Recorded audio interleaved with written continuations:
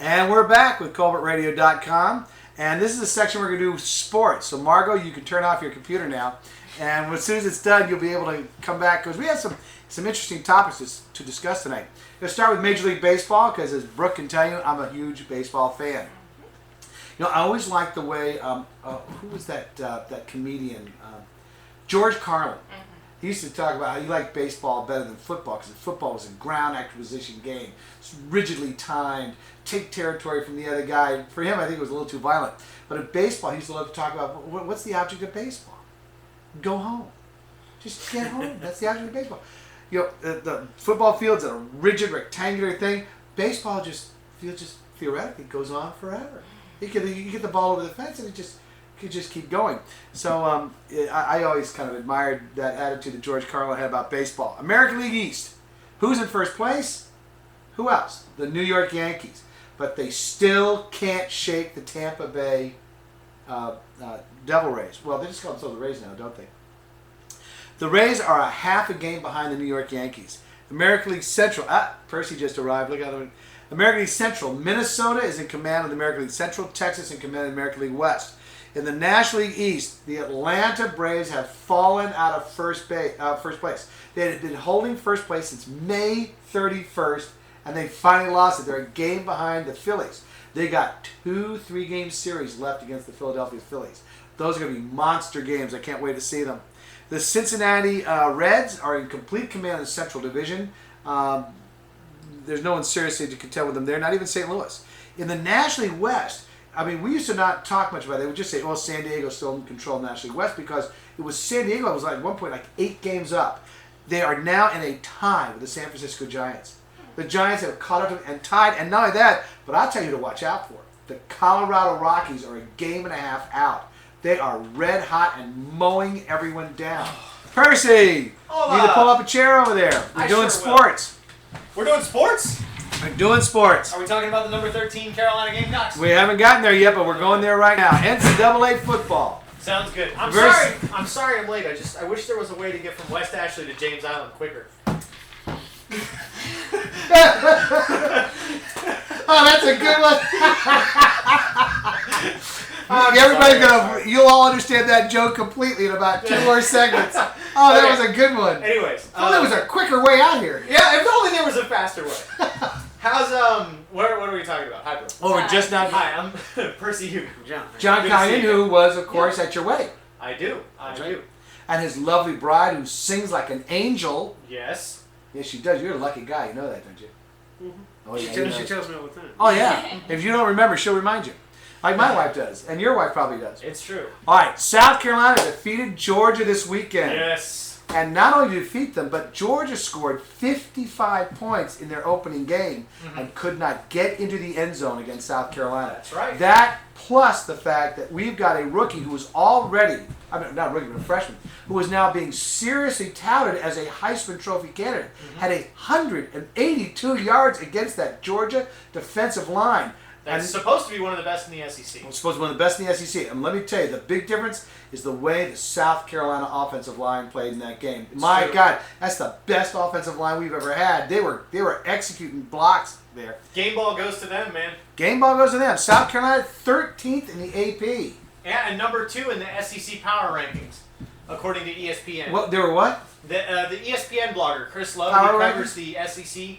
And he comes out every week with his his power rankings. Who's currently hot in the SEC? Yeah. Number 1, Alabama. Alabama, of course. And then, but he said right after that, but I hear a distant crowing sound. Number 2, South Carolina. Oh, the Cox number 2, huh? That's right. Pretty impressive. Doing good stuff. Now, our friends Clemson have won. We do not have hard feelings about Clemson here. You don't. We're very fond of Clemson. You are.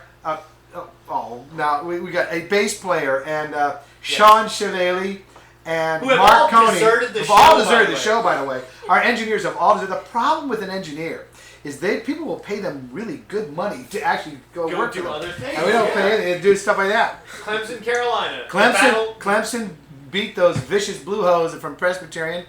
Bama crushed Penn State. Oh yeah, it was just crushed that. It was murder. You know, I heard some people say, I don't think Bama's going to be as good this year. No, they look great. Oh, man, they look pretty They awesome. have so much depth. They just reload every year. But how about this? How about these Division IIA schools that are beating Division I schools? Oh, I know. Poor Virginia Tech. You had Jacksonville beats Ole Miss. Yeah, Jacksonville State, actually. Jacksonville State, I mean. The over Ole Miss. The Gamecocks of Jacksonville State. South Dakota beat Minnesota this weekend. And James Madison defeats Virginia Tech. Oh my God, they have just that's gonna be the most depressed football campus in the country. No, because Georgia Tech was ranked number 15. They lost to an unranked Kansas team, who the week before lost to an unranked North Dakota team. Oh, that's another one. That's another 2A team that beat a Division I team, and then Georgia Tech loses them. The ACC is just looking horrible this year. The ACC had a horrible weekend, but Virginia gave a very good showing against Southern Cal. They did. They lost by what, a field goal? I think so, yeah.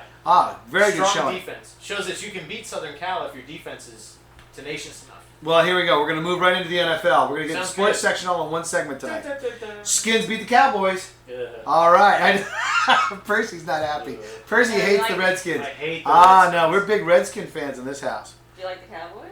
No, I don't like the Cowboys. He likes it when they're playing the Skins. Yeah, that's the only weekend I root for the Cowboys. Our Panthers lose. Yes. I was disappointed.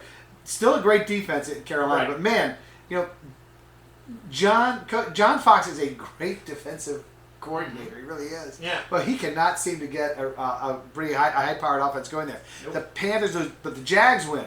My Jaguars win. Detroit was robbed.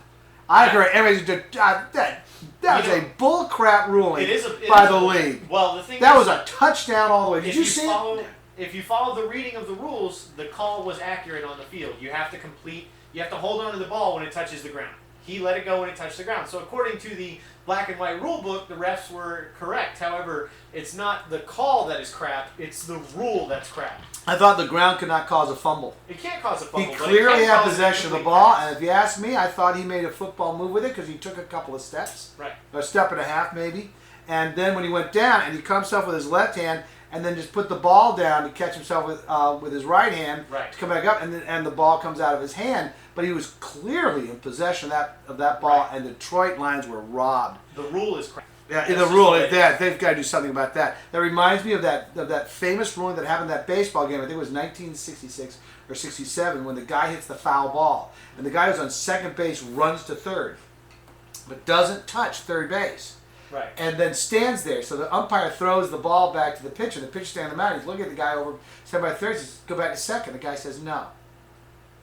You have to go back to second. He says, no, I don't. He said, yes, you do. He said, the umpire telling him. The umpire says, you have to go back. He said, no, I don't.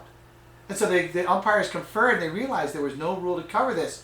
And as long as he hadn't touched third base. And so the umpire says, well, what do you call this? And the guy says, it's my lead. Wow. And he said the moment that pitcher touches the rubber with his foot, the guy puts his foot in third base, he had third base. They wrote a new rule in Major League Baseball that night. That's a good call. Even whether you touch or not, you got to go back. Steelers, Brett Favre is clearly not ready for the NFL this year. No. But you know what? I would not rule out Minnesota because by the third or fourth game, he will be. Right. It's not going to take long for him to get back into the swing of things. The man's been doing it now for 19 years? Yeah. I'm telling you what, if the Redskins don't get rid of Hainsworth pretty soon, though, it's starting to affect my loyalty. The Steelers beat a pretty good Atlanta football team without Brett Favre. With their third string, Ben Roethlisberger. I'm sorry, not Brett Favre. Ben Roethlisberger, third string quarterback. The third string quarterback, they beat a very good, I think is a very good Atlanta football team. Mm-hmm. That really surprised the daylights out of me. All right, well, that's it for sports tonight. Excellent. And next, when we come back, we'll have John Condon. We'll be talking about the Mark Clark Expressway. So we'll be right back with Colbertradio.com. Okay.